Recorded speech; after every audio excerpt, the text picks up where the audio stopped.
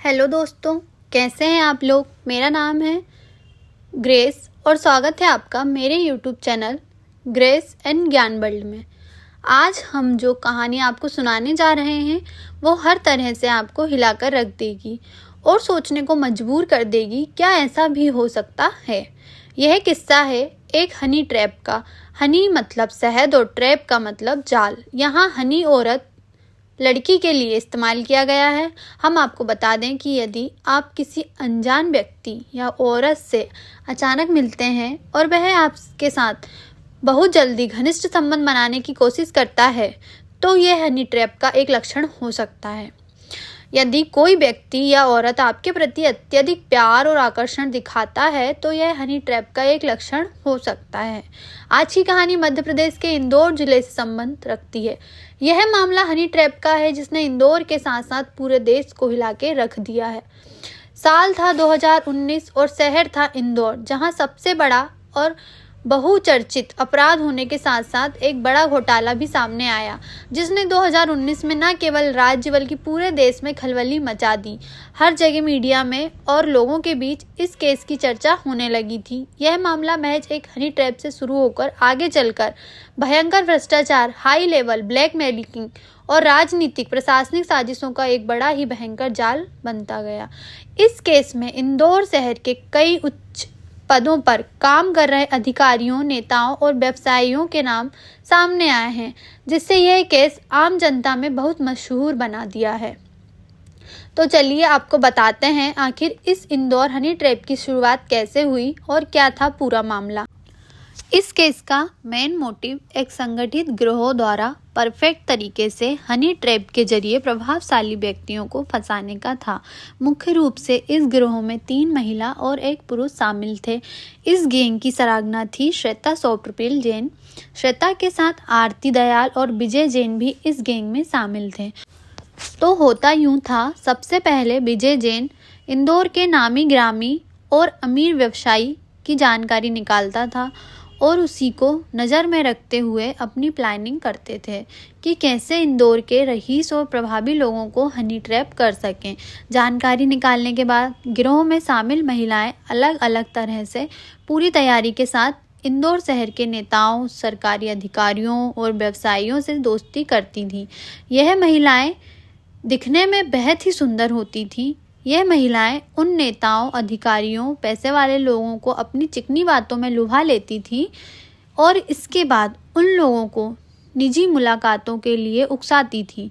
मिलने के ठिकाने पर पहले से तैयारी कर रखी थी, जिसमें कमरे में कैमरा लगा होता था। सुंदर महिला उस धनी लोगों से मिलती थी, फिर उनकी बिना कपड़ों के तस्वीरें या वीडियो रिकॉर्ड कर लेते थे और इन चीज़ों का इस्तेमाल ब्लैकमेल करने के लिए करती थी। बड़े स्तर पर ब्लैकमेलिंग के जरिए यह गिरोह बड़ी धनराशि की मांग करते थे और तो और कई बार सरकारी परियोजनाओं, ठेकों और अन्य निर्णय को प्रभावित करने के लिए दबाव बनाते थे। कई लोगों को अपनी जाल में फंसाने और पैसा हड़पने के बाद कभी न कभी इस ट्रैप का किस्सा उजागर होना ही था। मामला ओपन होने के बाद पूरे इंदौर शहर में आग लग गई। इसकी शुरुआत तब हुई जब इंदौर नगर निगम के एक इंजीनियर, जिसका नाम हरभजन सिंह था, जिसने सबसे पहले पुलिस थाने में एक शिकायत दर्ज कराई। निगम इंजीनियर हरभजन सिंह ने आरोप लगाया कि उसे एक महिला, जिसका नाम श्वेता जैन है, जिसने सोशल मीडिया पर उससे संपर्क करने की कोशिश की।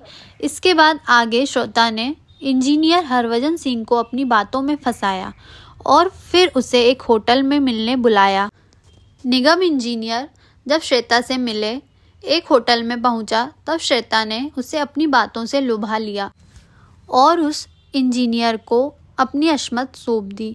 इससे हटके और चुपके से हिडन कैमरा से उन्हीं लम्हों की आपत्तिजनक फ़ोटो खींच ली और इसके साथ ही वीडियो भी बनाई। यह सब करने में महिला के साथ सहयोगी मर्द विजय जैन भी पूरी तरह इसमें सम्मिलित था। थोड़ा समय निकल जाने के बाद श्वेता जैन और उसके सहयोगियों द्वारा ही मिलकर इंदौर नगर निगम इंजीनियर को धमकी दी गई और कई लाखों रुपए मांगे गए और आनाकानी करने पर रेप केस में फंसाने की धमकी भी दी गई।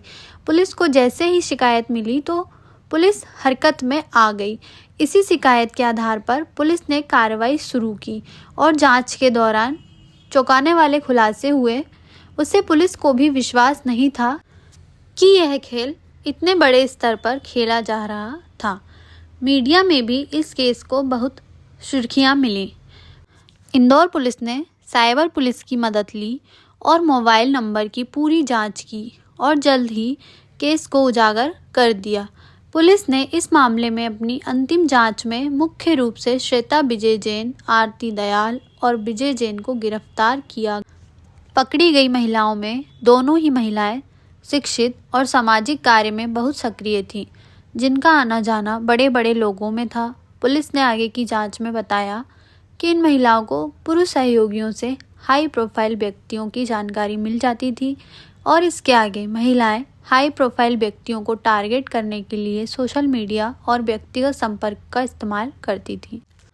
मामले ने तूल तब पकड़ा जब पुलिस की पूछताछ के दौरान उस गिरोह की महिलाओं ने इंदौर शहर के बड़े राजनीतिक पार्टी के बड़े नेताओं के नाम पुलिस को बताए। जांच में पता चला कि यह गिरोह कई प्रभावशाली नेताओं और अफसरों के साथ जुड़ा हुआ था। इसके साथ ही डिजिटल सबूत, जिसमें आरोपियों के पास से कई वीडियोस, ऑडियोज, क्लिप और अन्य संवेदनशील सामग्री बरामद की गई, जो उनके ब्लैकमेलिंग अभियानों का सबूत थे।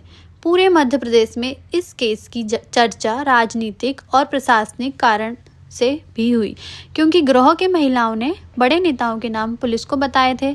इस केस ने राज्य की राजनीति और प्रशासन के कई दिग्गजों को कटघरे में खड़ा कर दिया। मामले का प्रभाव यह हुआ कि इसमें प्रदेश में फैल रहे भ्रष्टाचार को भी उजागर किया।